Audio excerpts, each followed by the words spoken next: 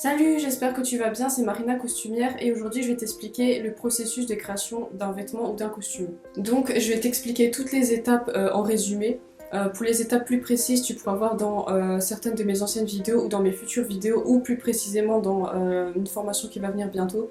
Donc c'est vraiment les étapes qui sont importantes pour créer ton vêtement et que tu sautes pas des étapes et qu'il soit vraiment fait de la bonne façon et que il n'y ait pas d'étapes qui soient sautées, du coup que tu te dises ah mais j'ai oublié ça ou quelque chose comme ça, mais vraiment que tu saches quelles sont les étapes qui sont vraiment faites quand on fait un costume. Donc moi je vais te le résumer, mais je vais t'en parler comme d'une façon professionnelle qui te montre un peu comment les professionnels par exemple du spectacle ou du costume le font, mais bien sûr en résumant vraiment étape, juste en te disant les étapes et peut-être en donnant quelques détails, mais vraiment en te résumant les étapes histoire que tu arrives un peu mieux à t'imaginer en fait. Donc premièrement, quand on fait un vêtement, déjà c'est de savoir quel vêtement on va faire. La première étape c'est le processus de recherche ou le mood board en fait. Donc on va soit regarder chez les autres, soit regarder autour de soi, soit on va avoir une idée, ça peut arriver, hein, une idée qui nous vient en tête comme ça, une révélation par exemple, ou des flashs, des choses comme ça dépend des personnes. Et du coup on va commencer à faire des dessins, on va commencer à chercher des inspirations par exemple sur internet, dans des magazines, peut-être des choses qui se sont faites avant, que ça soit l'histoire de la mode ou que ça soit des domaines particuliers, par exemple si il peut arriver qu'on peut faire un vêtement par exemple inspiré, je dis ça au hasard, du futur.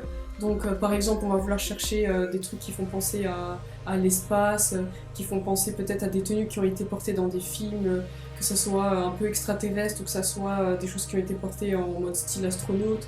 Enfin, ça dépend vraiment le style qu'on veut. On va faire des recherches, que ça soit dans des films, que ça soit dans des livres, que ça soit dans des documentaires, que ça soit sur internet, que ça soit ce que les autres font, sur Pinterest, sur plein d'endroits. Pinterest c'est vraiment un bon endroit pour s'inspirer. Tu peux faire des tableaux et tu peux en partager avec d'autres personnes pour qu'ils mettent leur inspiration dedans. Et du coup, tu vas commencer à, par exemple, faire un mood board, que ça soit sur Pinterest ou que ça soit sur un grand A3 ou que ça soit même sur un format plus petit.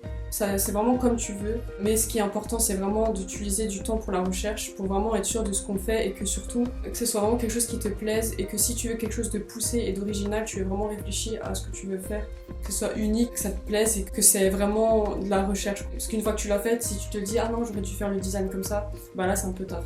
Donc c'est vraiment important le temps de recherche et surtout pour quelqu'un qui est dans le métier du costume et de la scène par exemple, des artistes comme moi. Il y a vraiment beaucoup de recherche parce que c'est vraiment un costume qui va mettre en valeur la personne et qui va être unique, qui va avoir un certain charme, donc c'est vraiment très important. En deuxième étape, ce qui est important déjà c'est si tu veux faire le vêtement toi-même, c'est de savoir coudre. Après il y a différentes comme dit branches de métier. Il y a le métier costume designer, donc là tu crées toi-même le costume, donc soit tu vas le faire toi-même, soit tu vas le donner à des couturières. Donc un costume designer ne sait pas forcément coudre parce qu'il peut donner le travail à des couturières, mais en tout cas il va créer le design lui-même qui va comme dit s'inspirer d'autres choses, mais il va l'inventer lui-même. T'as des costume designers du coup qui savent coudre comme moi par exemple et qui vont créer tout de A à Z, donc qui vont faire de l'invention, de la création jusqu'au final de la création terminée. Le processus que je te montre, que je t'explique là, c'est plus le processus de quand on va créer quelque chose soi-même ou par une couturière en fait.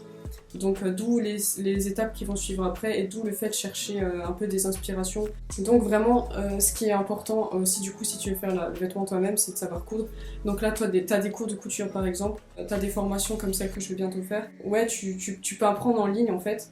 Ou alors sur le tas si t'es doué, ça dépend, moi j'ai commencé comme ça. Ou alors comme dit tu le donnes à une couturière. Ce que tu peux faire aussi si t'as une création, que tu sais un peu moins coudre, que t'as pas envie de faire appel à une couturière, c'est de prendre un vêtement déjà fait et le modifier. Tu auras déjà une base du vêtement fait si vraiment tu veux faire peu de modifications. Donc ensuite quand tu sais exactement quel vêtement tu veux faire, il faut que tu analyses sur ton vêtement. Il faut que ça soit du coup un vêtement qui soit réalisable un minimum quand même. Enfin minimum, que ça soit réalisable quoi, selon tes compétences ou réalisable tout court. Il faut que tu analyses sur ton vêtement quelle fourniture tu vas avoir besoin. Donc par exemple par rapport à un vêtement, il faut que tu saches quel tissu tu vas avoir besoin.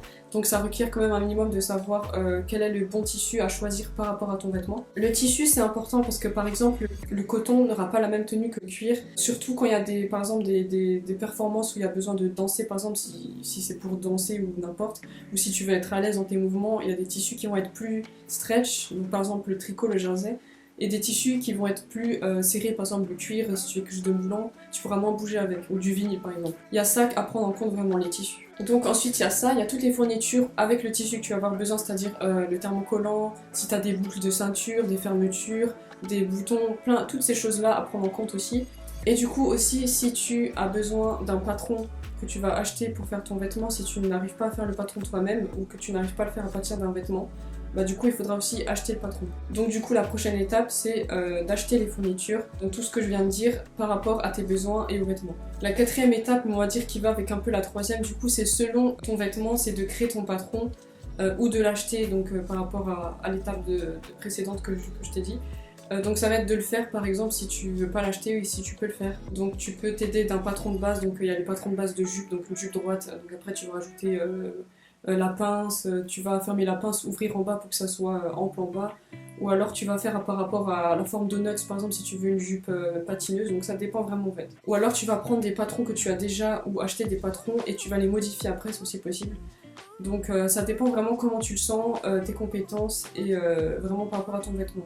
Donc il y a l'étape du coup créer le patron ou l'acheter aussi qui va avec l'étape d'achat des fournitures. Donc du coup la prochaine étape facultative, si t'as pas envie de gâcher ton tissu coûteux, si t'es pas sûr de tes patrons ou que tu veux tester juste le tomber, c'est de couper tes patrons quand ils sont créés sur un tissu quelconque vraiment que tu t'en fous si vraiment t'as pas l'argent d'acheter de la toile, donc un drap, quelque chose comme ça, ou d'acheter du coup de la toile. Donc c'est un tissu, un coton un peu brut comme ça, qui est de couleur un peu écru blanc, enfin écru beige comme ça. Et du coup tu vas couper tes patrons dessus pour tester le vêtement, le monter comme ça, au moins un minimum grossièrement, histoire que tu vois comment ça rend, et de voir si vraiment ça te va, et que tu peux ensuite couper ton patron avec le vrai tissu, histoire d'être sûr de tes patrons. C'est aussi d'ailleurs le tissu qu'on utilise pour faire la plupart du temps du moulage sur le mannequin.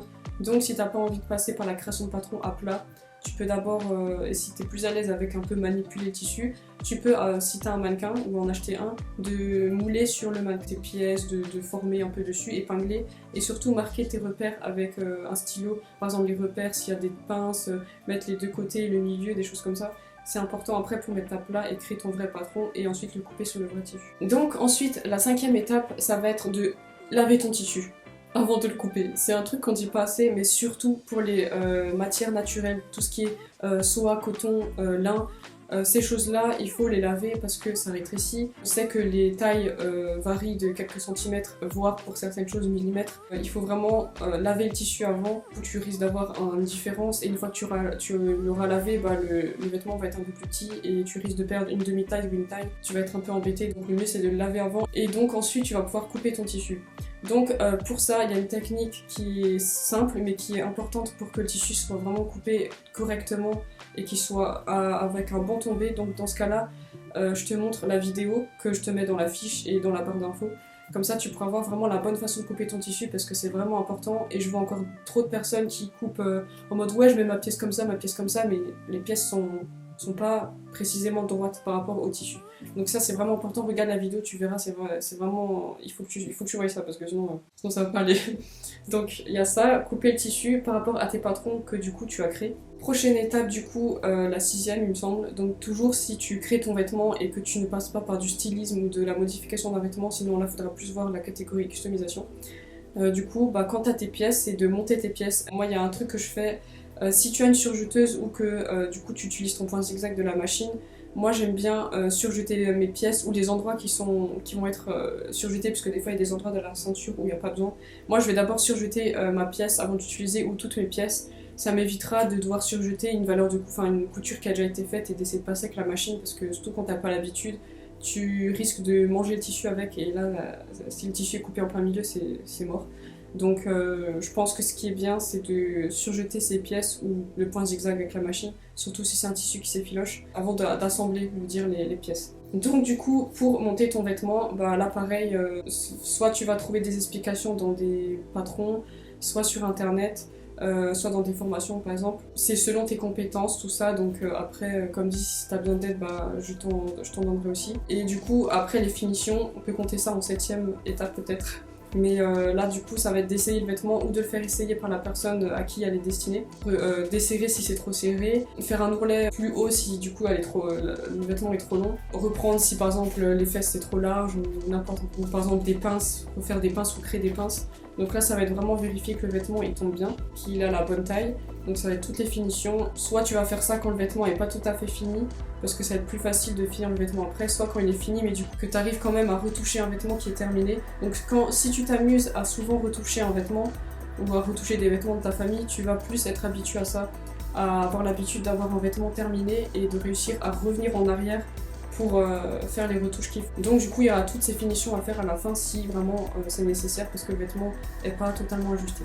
Et du coup j'ai envie de dire la dernière étape, dépendant de ce que tu as envie de faire avec le vêtement, si c'est juste un vêtement que tu as envie d'utiliser comme ça sans vraiment le montrer, ou un vêtement que tu offres à ta famille et qu'elle va l'utiliser, c'est pour elle. C'est pas obligé, mais par exemple si c'est parce que tu as envie de créer ta marque, ou parce que j'ai souvent des personnes qui viennent faire des cours pour ça, parce qu'ils veulent créer leur marque de vêtements, ou que c'est parce que tu as envie de montrer à ta communauté, si tu as une communauté sur Instagram, Facebook, n'importe, ou alors juste parce que tu as envie d'avoir un souvenir de ton travail. Et aussi par exemple si c'est un travail que tu dois montrer à un client, du coup ce qui est bien c'est de faire des photos de ton travail, des vidéos par exemple, et donc là je te laisse aller sur toutes les vidéos qui montrent comment faire des belles photos. J'espère que cette vidéo t'aura plu et elle t'aura aidé. C'est vraiment les étapes résumées comme dit, hein. Après pour un costume ou quoi, dépendant le projet ça va être plus ou moins grand, mais ça c'est vraiment les étapes primordiales. Si tu veux des vidéos pour des étapes précises, du coup dis-moi, mais il y a déjà la vidéo comme dit de comment couper son tissu correctement. N'hésite pas si tu veux en savoir plus, si tu as des questions. Si tu as aimé, mets un petit j'aime à la vidéo, comme ça je le saurai.